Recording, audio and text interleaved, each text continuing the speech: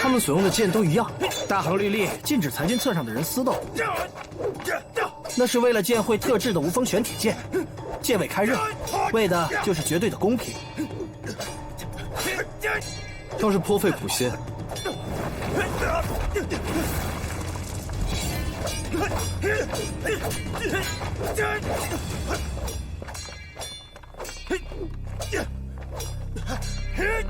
丁宁是哪一位？找我？找你？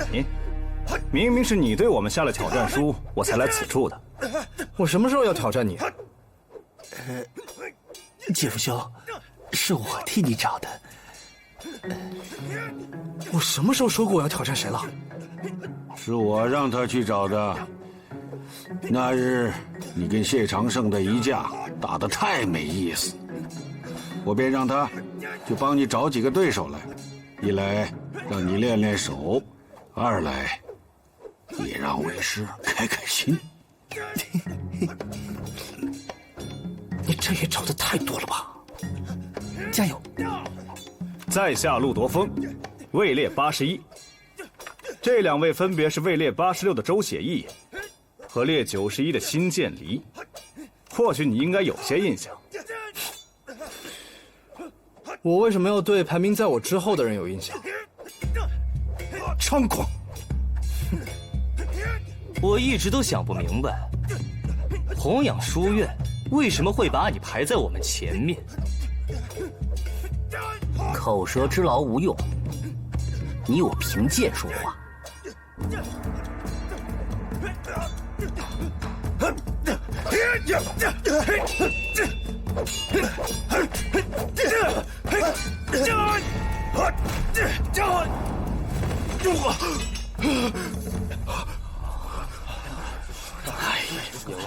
大师兄，帮我留下那两柄无风玄铁剑。师弟，你决定好了？有问题，自然是要解决的。可是，师弟你从来没有用过这种无风玄铁剑呢。我让你留剑，一是因为你是师兄，二是因为你总是婆婆妈妈，所以在这种场合公然出声，能让你变得决断一点。你师弟此话有理，快去。诺师傅，稍等片刻。陈兄且慢，可否借两柄无风玄铁剑一用？啊，在下青藤剑院白杨洞江离。若是决斗之用，想必没有人会拒绝借剑。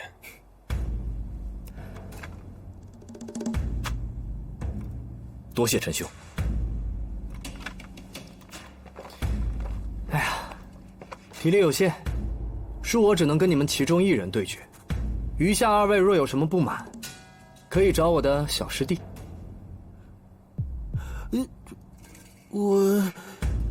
哎，这天真蓝啊！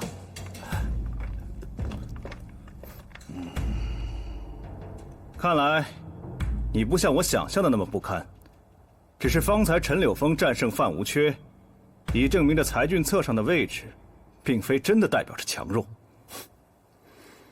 我不和你打。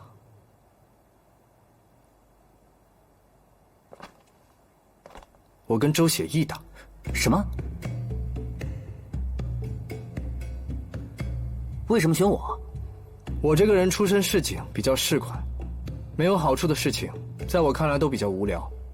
我排名在你们之前，赢了你们那是应该，输了，不仅丢了颜面，更会成为你们的垫脚石。你到底什么意思？这还不清楚吗？即便是挑夫的苦力，也没有白费的力气。就这种对决，自然是要有点彩头喽。你真以为赢定了我？想赌什么？你若输了，我要看周家的血意残卷；你若赢了，我让你看薛洞主的笔记。哼，既知道我墨园周家的血意残卷，方才竟然还说对我们没印象。知道血意残卷未必知道你的排名。这小子好猖狂！相传血意残卷虽只有泼墨写意的图画，没有任何文字，但若观卷之人，有幸能够从中悟到不同的意境，便会习得不同的见识。然而，墨元周家历代天分最高的人，也只不过悟出了其中的3式。你父亲给你取名周写意，自是希望你能多悟出一招半式。你看过的书，知道的事情，倒还真是不少。我们之间，无论输赢，都以1日为限。我若赢了，即便看上1日的写意残卷，也未必能悟出来什么。可你若看上1日薛洞主的笔记，那收获可不小。这份赌约，怎么看怎么是让着你吧。既然如此，我便谢了你这份美意。走。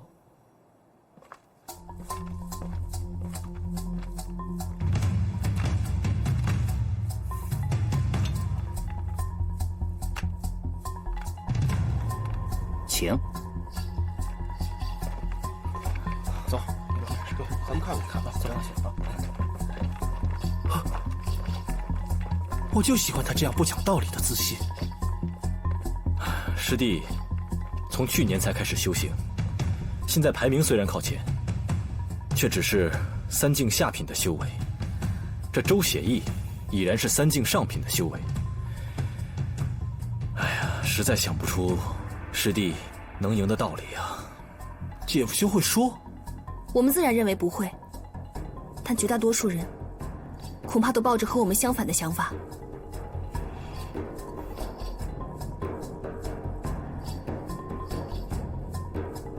那是方才范无缺落败的剑，你不觉得晦气？用剑者，首先便要尊重剑，哪里有什么晦气的剑？剑即为命，你应该清楚。没有败，何来胜啊？想用这样的言语来扰乱我的心境吗？恐怕只有江湖斗狠时，才会用这样的方法。开始吧。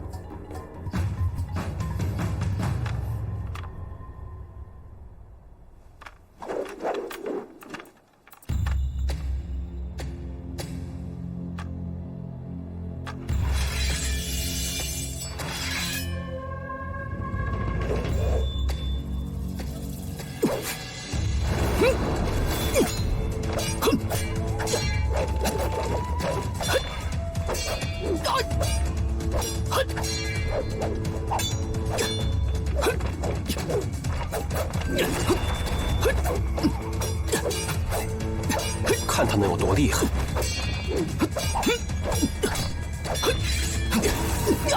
白羊剑符经，好快！丁宁真的很强，就凭此剑意，排在裁军册上已然不逊。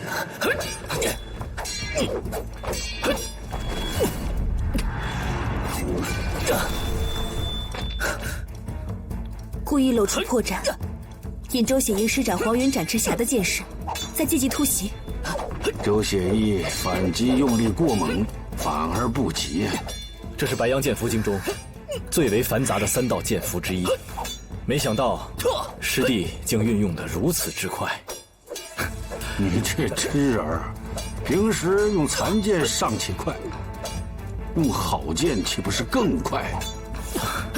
师父，徒儿愚笨。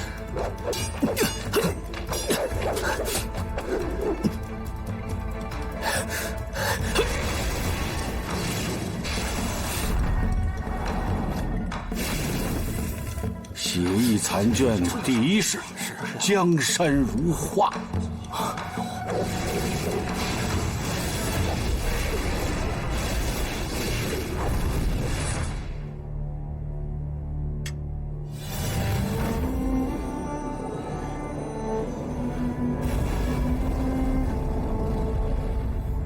这是白羊挂角。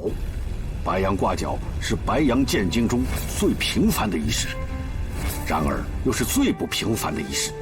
其剑意中最重要的不是调角，而是隐忍和相抵。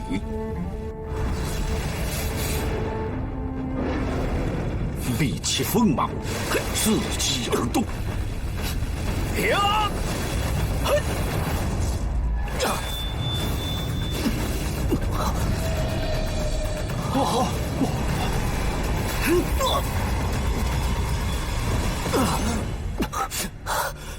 姐夫赢了！姐夫赢了！姐夫！高手啊！果然是高手，是啊，我岂会败在你手中？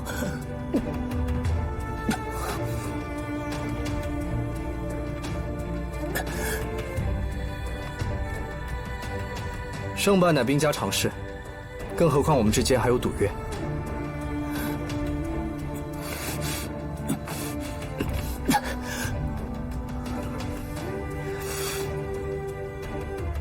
你想要什么时候去我家墨园看血衣残卷？越快越好。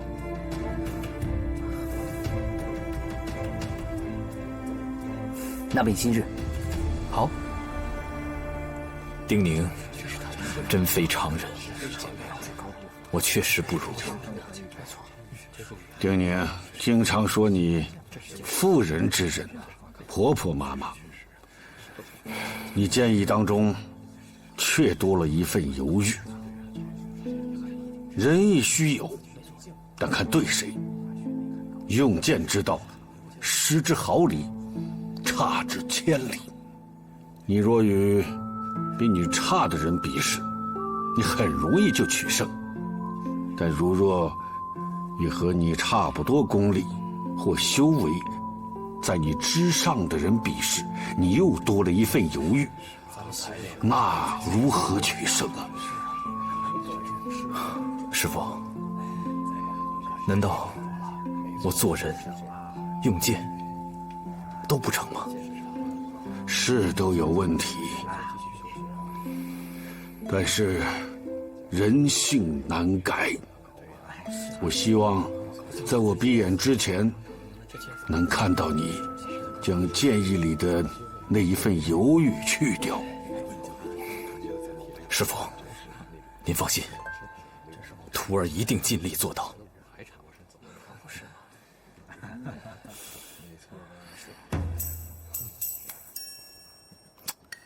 哎呀，你们这修为比我姐夫兄高都打不赢，丢不丢人呢？真是没有想到他这么厉害。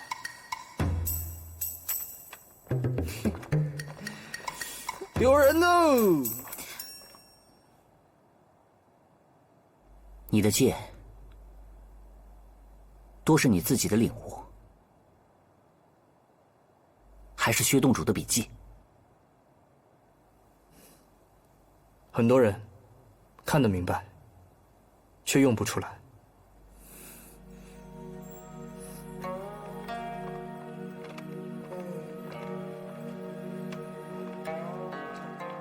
师父，我要去墨园看血衣残卷。姐夫兄，我能去吗？谢长胜，这血衣残卷，岂是什么人想看就能看的啦？去！我听说你们墨园很旧，若是我出钱修缮的话，如何？你以为什么人都能为钱财折腰吗？住口！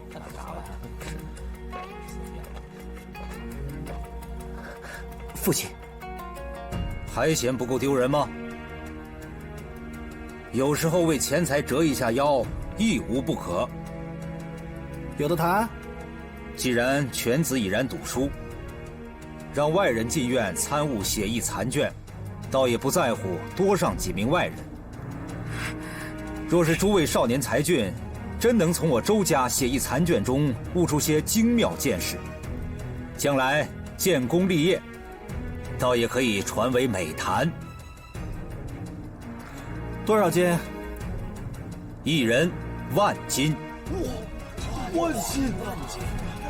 这也太多了吧！成交。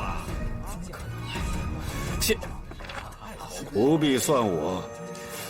听说墨园景色不错，待会儿我去看看景色便是。薛洞主一代宗师，自然不需要再看我周家残卷。既然如此，那便出发吧。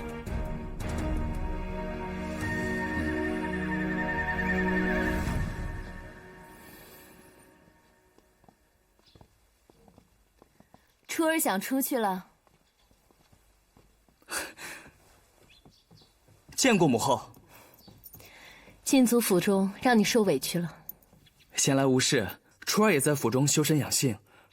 只不过陆山会盟在即，初儿到时候希望能解禁，陪伴父王一同前往陆山。那日大殿一事，明显有备而来，定是有人妒忌你太子的身份，想离间你与父王的关系。陆山会盟在即，禁足，倒可避免一些不可预料的暗涌，也不失为一件好事。初儿不必难过，将来你可是要接替你父王做明君的。我虽非你生母，却待你视如己出。无论如何，定把那幕后之人给你找出来。待风波过去后，让你父王还你自由。蓉儿在我身边多年，可堪信任。你若是闷了，找他切磋。见过殿下。谢母后。只不过初儿一直不解，初儿一向与人为善，奈何我不犯人，人却偏偏来犯我。你这份单纯，倒颇有志士明君之风。只是这功力，防人之心不可无。记住一句话：凡事要懂得忍，更要懂得等。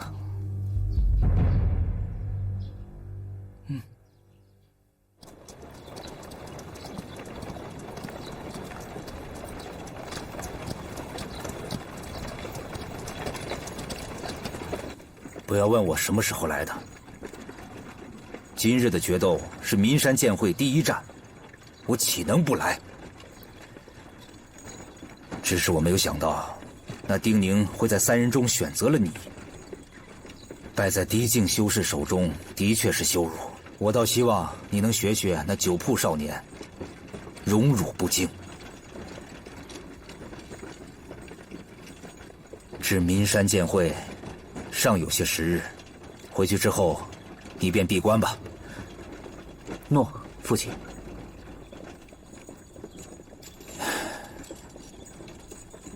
一场胜负不足为提，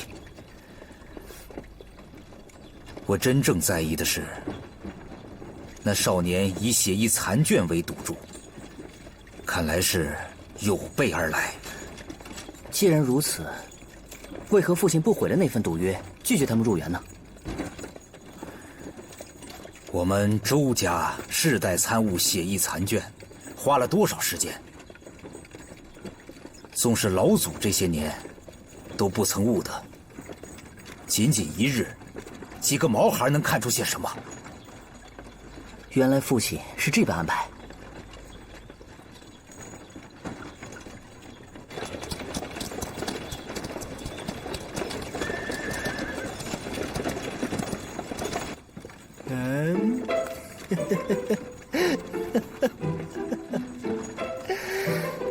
你就这么开心啊？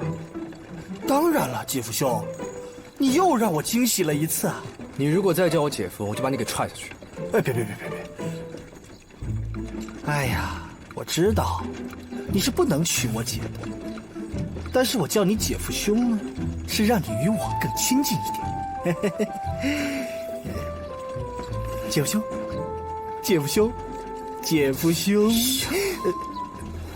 哎，姐夫兄，我问你个问题啊，你与那个周写意对战，不单单是因为我们替你约战吧？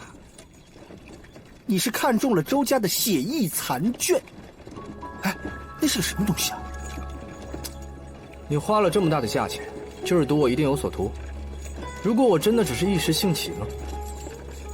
我没所谓啊，我姐看上的人，看上的东西，自然是很值钱的。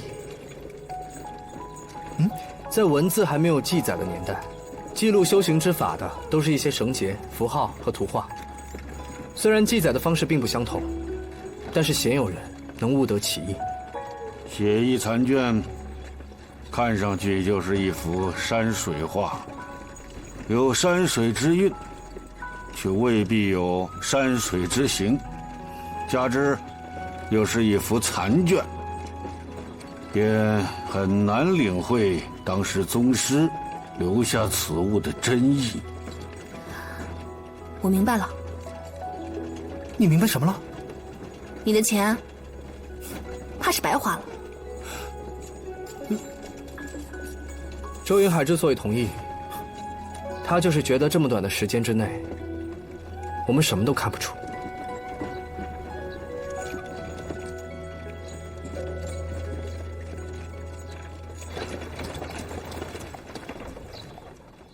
皇上，那儿在殿上妄言的宫女，似是中了贤国的蛊毒。贤国？没错，此毒可侵入心神，一旦发作便形同傀儡，言行举止皆受他人控制。此人内脏糊涂，瞳孔浑浊，一切病症皆与中蛊吻合。可找到下蛊之人？此蛊来源甚远，剑天司正逐一排查往返横贤两国的商队与客卿。皇上，子汉在贤国多年，想必熟识很多懂得蛊毒之人。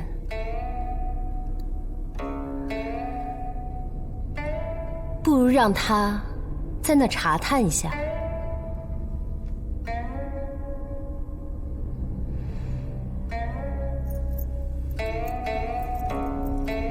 南宫商的案子如何了？南宫商的确死于魔石剑法，但与之前独孤侯死时相比，此次的伤口更为圆滑。他的修为进展如此之快，只从伤口看，凶手在2次作案间对魔石剑法的掌握更为精进，又或者是兵器更为趁手。也许凶手不止一个人。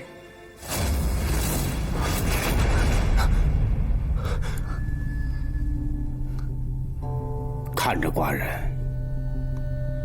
梁惊梦如果还活着，想必已经进入8境了。他跟寡人比试，谁输谁赢？自然是皇上。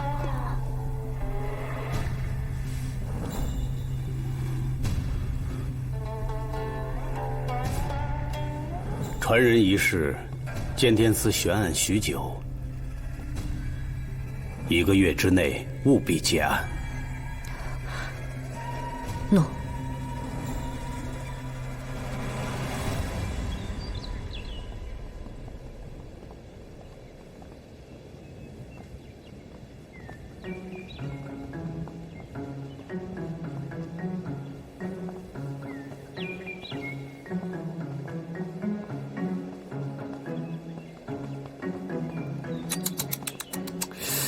这周家墨园，这跟我想象中的差太远了。嗯，你看这水脏的啊，你看这花都死了，这地方太破了。真要是修这里的话，我估计我那数万金都不够啊。你若有心多给一些，我倒也不会拒绝。没有。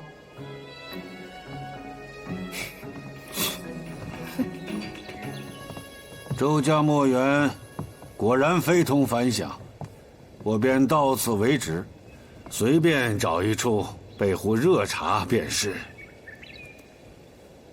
既然如此，我就陪薛洞主到书房小憩。你便带他们去看吧。诺，父亲。薛洞主，这边请。各位，请。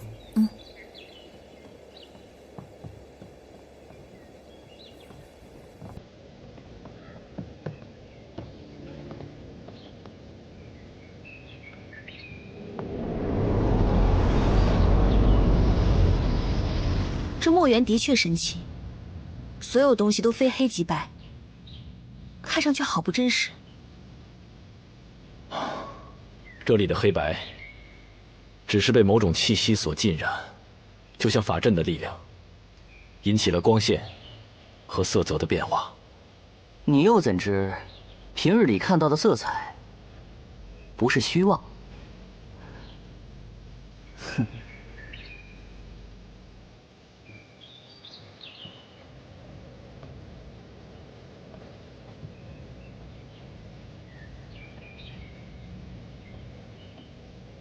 只是一副残卷，就如一个大型法阵一样，引起这样的变化。怪不得就连那些至高的人物，都想要借着血翼残卷一关。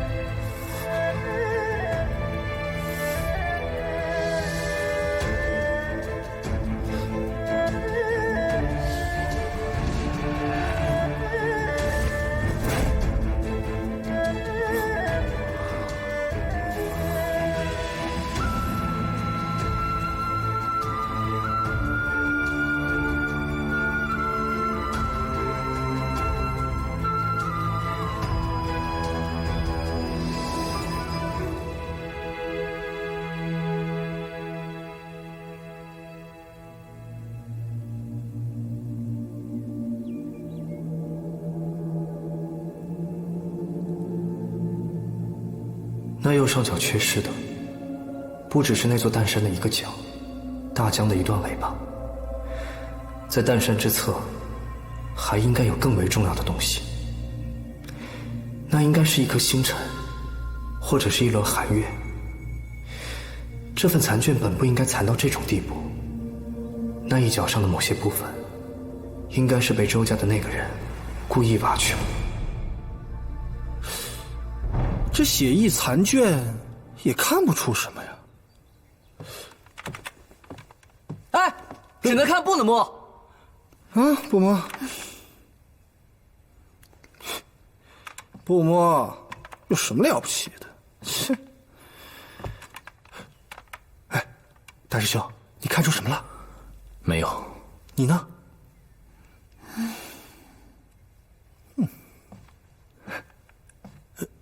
九兄，你看出什么了？哦，我有些疑惑，想去外面静一静。你们先看，我一会儿就回来。哎，是，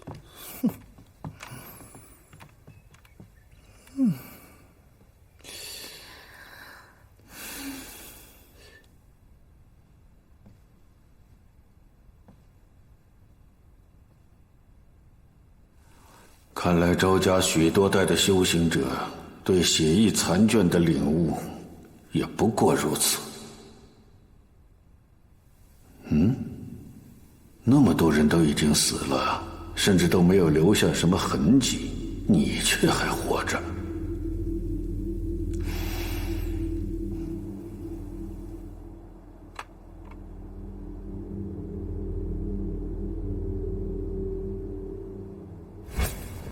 薛望虚和梁连那一战之前，风鸣死了一名修行者，他是内史司的南宫商，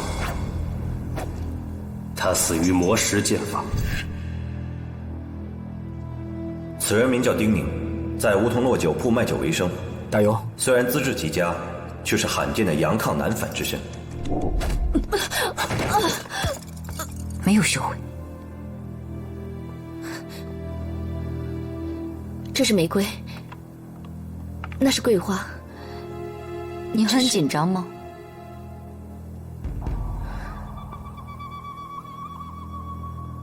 因为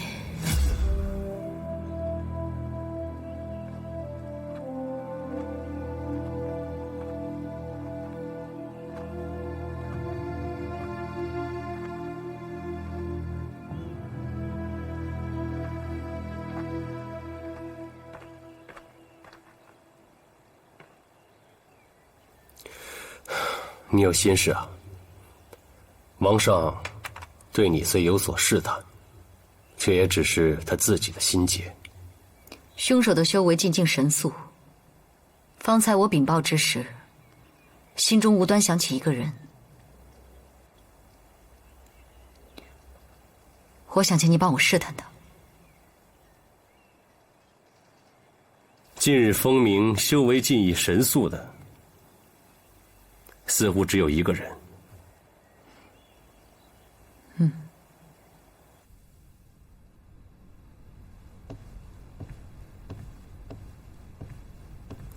哎，剑夫兄，你看到了什么？没看到什么，好像有2座山，一座山稍微大一点，一座山稍微小一点。你若只是看到了2座山，你便只去看那2座山，不要太贪心。2座山都多，你看这2座山，哪个地方最清楚，你就只看那处，别想着能纵览全局。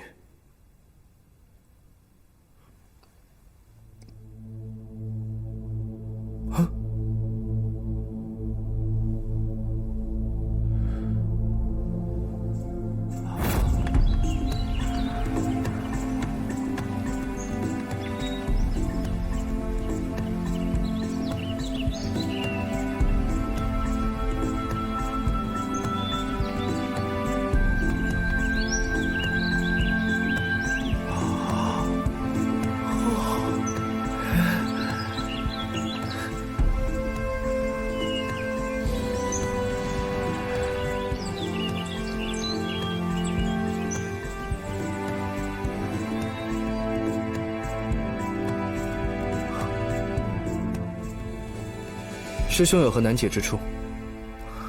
从最简之处观，这幅画卷最简之处在上端，线条极疏，像是几朵白云。可这白云的细线却是极其的难懂，明明感觉出有真意，却又感觉不出到底是什么。唉，这1日的时间显然是不够，若有数月时间，肯定会有所参悟。师兄果然天赋不凡，已有所领悟。只是这白云，看似只有外形，下端淡却有水意，淡线虽平，却有向下之意。貌似这白云就将化为雨。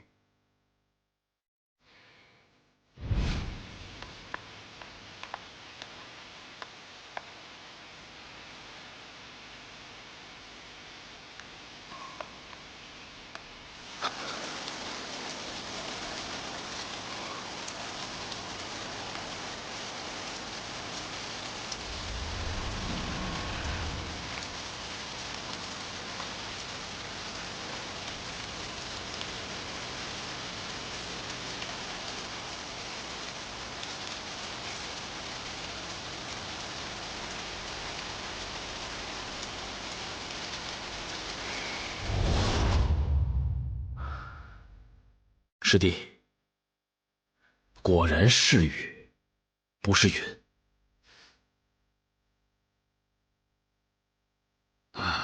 血翼残卷，果然不凡。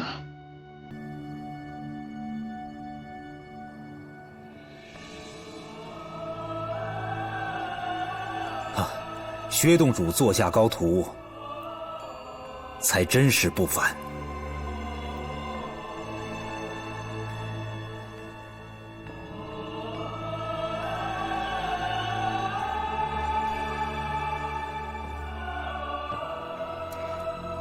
你刚才看得这么入迷，又看到了什么？我看到了一条江，不知道为什么，这幅残卷上有许多东西，但我只能看到这条江。这很正常，每个人的性情与喜好不同，修为不同，看到的自然也不会相同。我父亲也说过类似的道理，我想着若能有所悟，我便只在这条江里寻找最吸引我的东西。这种做法是对的。故作高深，我劝你别误人子弟。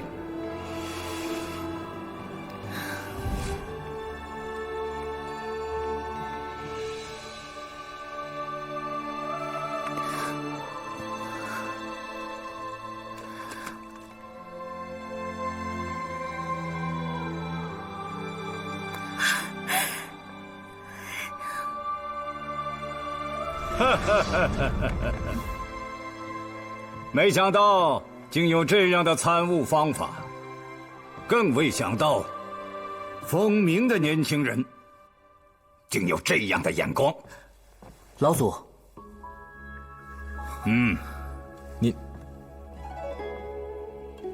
您不会就是周老前辈吧？谁？周家老祖周荣墨？你不是死了吗？谢长胜，无妨，老而不死，正是老朽。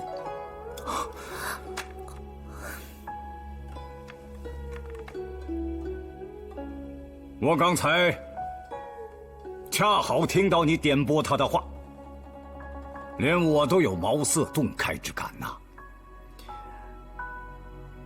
且容我胡乱猜测一二，难道之前接连有人在这画中悟道，都和你有关？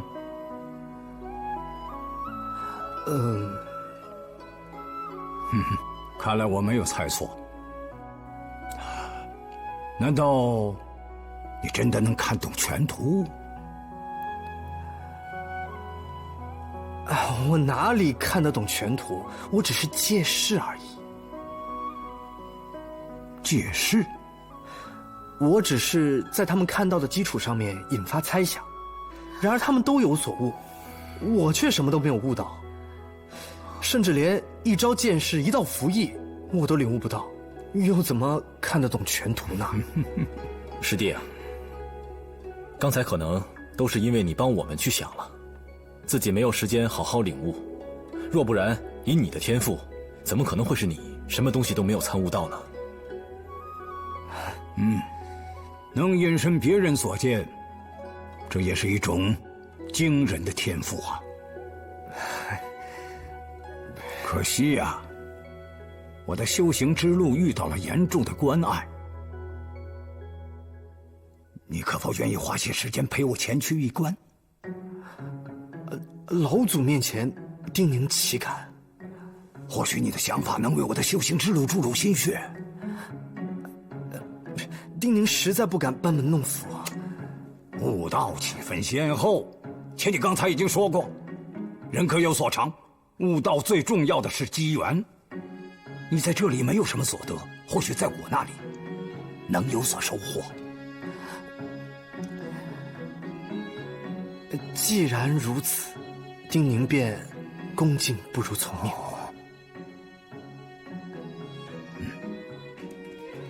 好，随我来。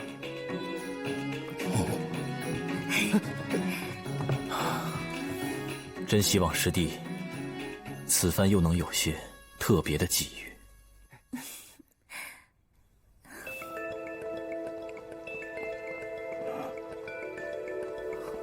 是他吗？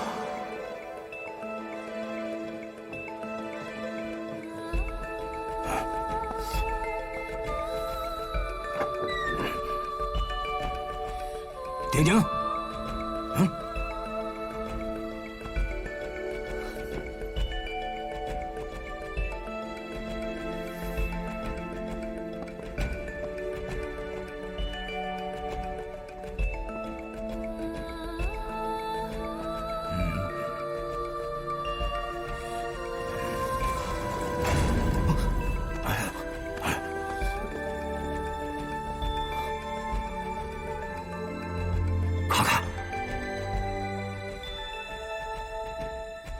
看到了什么？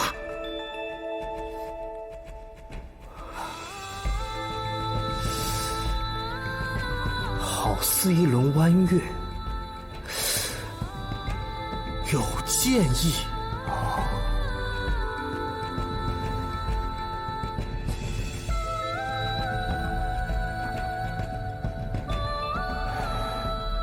周家历代有那么多的修行者，却没有一个人能在第一次就看到弯月。我在参悟这幅画的时候，最吸引我的就是这一角。我用了上百年的时间，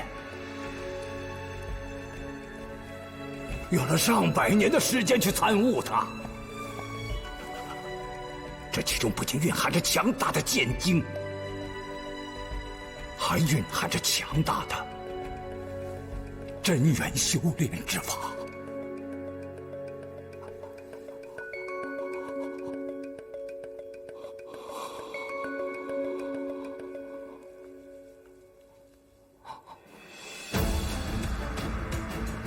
月亏则转满，月盈则转亏。或许这轮弯月缺掉的那一块，才是